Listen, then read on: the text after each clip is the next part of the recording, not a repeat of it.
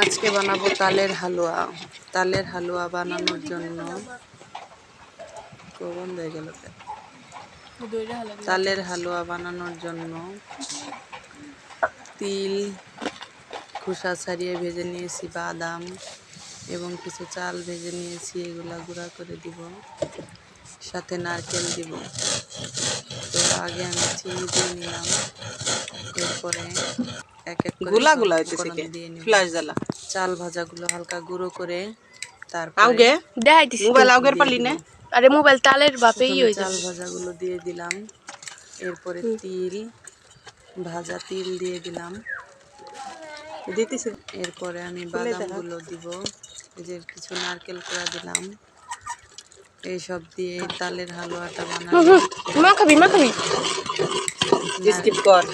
বাদামগুলো দিয়ে দিলাম। তো এই তাল যখন খাবো এই হালুয়াটা